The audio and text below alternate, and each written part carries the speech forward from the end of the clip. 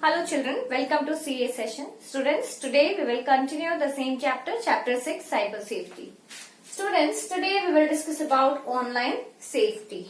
So whenever you visit any website, okay, or you click on any of the link, that means there is a chance that malware can enter in your computer. Okay, so a malicious website when we visit or we click on some malicious link, okay, then this may infect our computer with malware. So students, we should know the types of malware that can infect our system.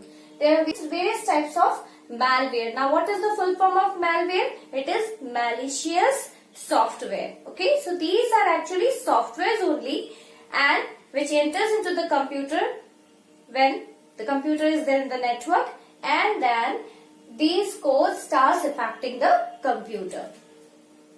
So students, computer virus, first of all, it is actually the malicious program. It gets installed into the computer and starts impacting the file. Then worms. Worms are also malicious softwares. Okay, they are actually the software which replicates itself. It is a program which will replicate itself and eats up entire disk space or the memory, and then it will make the computer slow. Then Trojan horse. It appears harmless. Okay, it seems like it is friendly, but then in the background it is very harmful. Okay, it actually performs malicious activity. It used to change the file. Now spywares, as the name suggests, it spies. Okay, so these are actually the programs which will spy each and every activity that we are doing on computer. Whatever we are doing on the computer, the websites we are visiting, the links we are clicking, etc. So it will simply spy everything. Okay, it also spies that which keys we are pressing. So it spies all the activities and then it will report to the people, those who are willing to pay for it. Okay, there are people, those who want this information, that what exactly the user is interested in while using computers. So if this type of data the customer gets, then they are willing to pay for it, because this type of data can be either used for hacking purpose or maybe for marketing purpose, for showing ads, etc. Now ransomware. As you see, it is ransom. Okay, so these are the softwares which used to infect the computer. They used to encrypt the sensitive data. Okay, they will change the data in some other form. Encryption, I have told you what is encryption. It actually converts the original data into the cipher text. Okay, that means the text which is not understood by third party. Okay, so it will encrypt the sensitive data on your computer and then it will demand some ransom. It will ask you for the money. Okay, and then only it will release the data. Now adware. So adware will actually deliver many ads in your computer. Okay, like once the adware is installed, you might have seen that there are so many pop-ups occur at once. Okay, without clicking even, so many pop-ups appear, and then it will consume all the network bandwidth. Okay, it will eat up your data and it will simply will not let you do any other work, and again and again the adware will pop up the ads. So now students, we will discuss about damages caused by malware. As malware is a malicious software, that means a harmful software. It gets installed in your computer and then anyhow it started affecting your computer. Okay, so what are the damages caused by malware? First of all, they will damage or delete the files. Okay, they get installed in the computer and then they start working in the background and then start deleting and infecting the files in your computer. Then it slows down your computer. Okay, it slows down your computer. Like if there is worm installed in your computer, then it will replicate itself. Okay, it is a self-replicating program. It replicates itself a lot, that it will occupy all of the space in the hard disk, and this way the computer gets slow. Or simply some softwares like adwares and all, they used to get installed into the computer and then will pop up so many ads that it slows down the PC. Now invade your email program. So in emails you have various contact details, email addresses, okay, important mails. So these viruses actually gets to invade into your email programs and then your contacts and the address book. Now compromises your data, computing habits and identity. Okay, so this is actually used for marketing purpose. So advertising means adwares actually used to get installed into the computer and then they will work like a spyware. Okay, they will keep eye on all the activities because in the end they have to do the marketing. Okay, that means they have to show the ads to you of your interest. So they will compromise your data. They will search your search history. Okay, they will simply keep an eye on all your search activities and then all your computing habits, the websites we are visiting on the daily basis, etc. And then all this can lead to identity theft. Okay, that means your personal data can be leaked.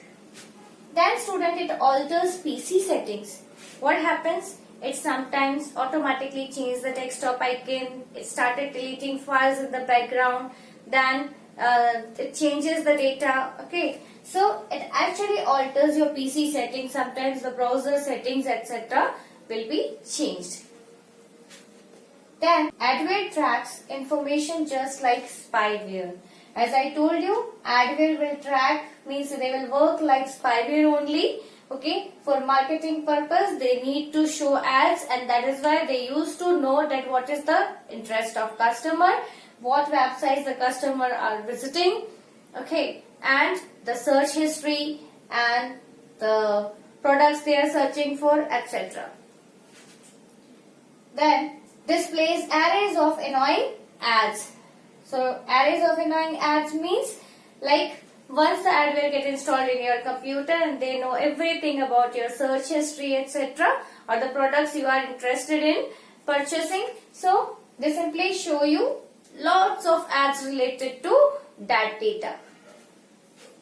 Now once the malware has been installed into the computer and starts infecting your computer, you should also know the safety measures that can be taken to keep your computer safe from malware. So students, if we consider the active protection, then we can use three things. So what are those? We can use antivirus softwares. Okay, antivirus comes freely with the operating system and we need to update it time to time so that the latest features that has been added we can use it. Okay, so we can use antivirus softwares. Then using those antivirus softwares we can scan all of the computer, all the files, and then if anything is infected like hardware or software, then we should disconnect it. Okay, then restore clean backup. Okay, so whatever, if like anything is infected, then we should restore the clean backup again.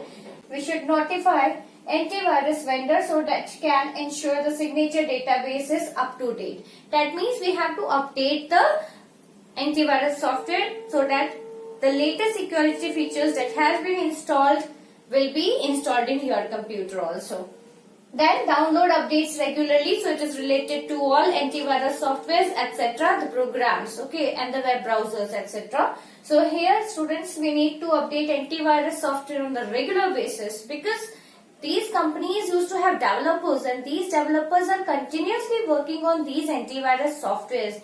That means daily there is some update.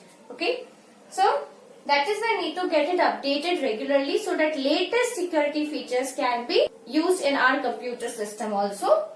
Then after that, we can also update browsers and other softwares also, because other softwares also used to have some security features and security settings in it. So they also used to get update their softwares on the regular basis. Even browsers also these days adopt security features. Okay, they also used to get updated with the security features, means the latest code. So that also we need to update. Okay, we should use latest version of the softwares. Then run frequent full system scan. Okay, so whenever you get the chance, simply run full system scan. Okay, so that each and every file can be scanned, and if there is any virus, then we can simply remove it from the system. So students, under safety measures, now we will study about the preventive measures. Okay, like before the virus get installed in our computer, what precautions we can take. So first of all, we can keep system up to date. All the software and even antivirus software, the operating system should be updated so that latest security features we can use. Then use caution when downloading files from internet. Okay, if we are downloading any file from the internet, we should simply scan it first. Okay, or once we have downloaded, we should not open it. Okay, before opening, we should scan the file. Then disable cookies if possible.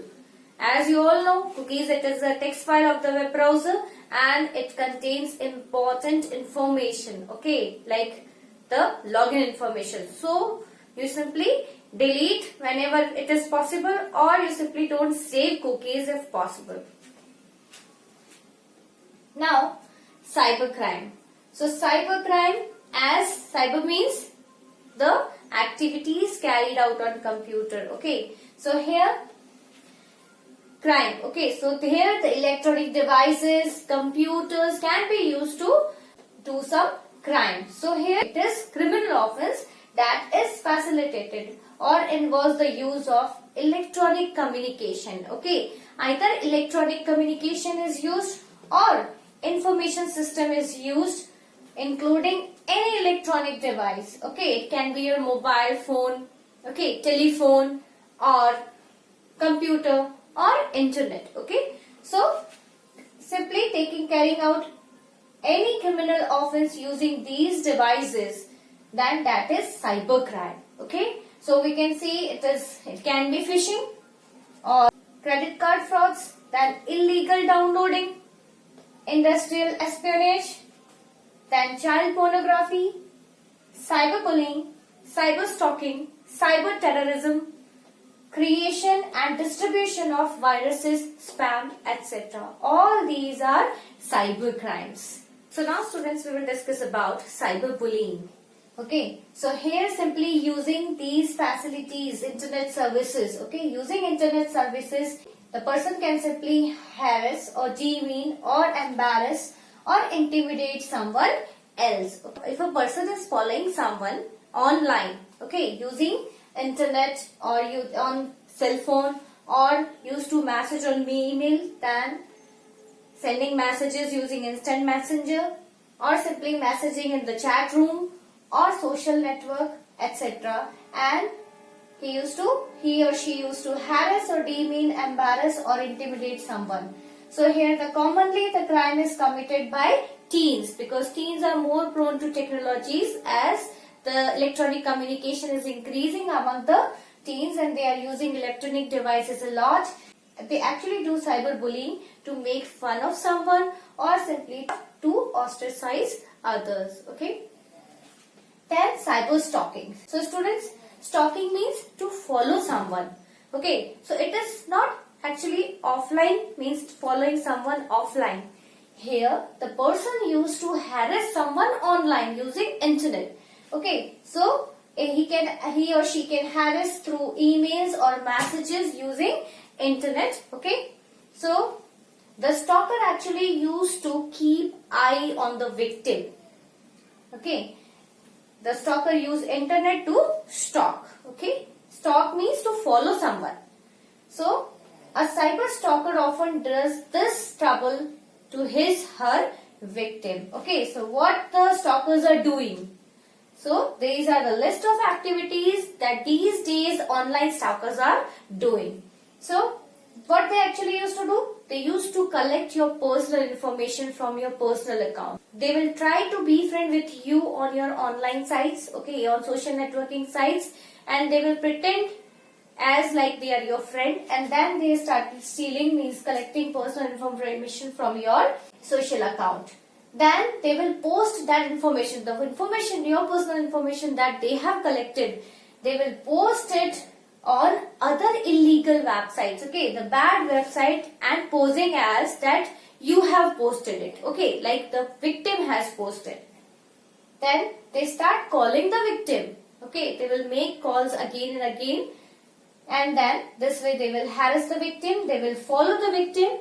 Okay, then victim receives unsolicited mails. Okay, like if someone has posted, like stalker has posted the personal information of the victim on the illegal websites or on the bad website, and then like email addresses or contact number, and then the victim starts receiving unsolicited mails and messages over emails and phones. Then the stalker used to keep on sending repeated emails, okay, repeated emails, repeated messages, etc. to harass the person. Then follow the victim online. So stalker will follow the victim online, and stalker will also show the victim that he or she is following him or her. Then it will also try to contact the victim through online, like through emails, and having friendly or threatening content. Okay, they can simply send emails or messages in which there can be friendly or threatening content. Then they also try to contact the victim with multiple names. Okay, they used to create like many emails in different names. They used to create social networking account in different names, and they also used to purchase so many SIMs, etc. and they used to simply harass the victim. So students, now we will study about reporting a cybercrime. One must report it firstly to the parents, okay, then school authorities, and then to police. Okay, so to report a cybercrime, you can simply follow these. Like you can simply approach local police stations. Then cybercrime cell is designated to register the complaint. Okay, so everywhere, every city there is cyber cell unit, and that unit is registered, like that unit is designated to register the complaint. Okay, even EFIR can also be filed in most of the states. Then Ministry of Home Affairs is also launching the website in which the case, means cybercrime, can be registered against women and children. So now students, the legal case can also be filed. The legal case like IT Act can also be filed, and where the crime may be reported in the cybercrime unit of any city irrespective of the place it has occurred. Okay, so wherever the cybercrime has been committed, it can be reported in any cybercrime unit of any city. So students, I hope you understood this chapter, and this chapter is over. Thank you. Have a nice day.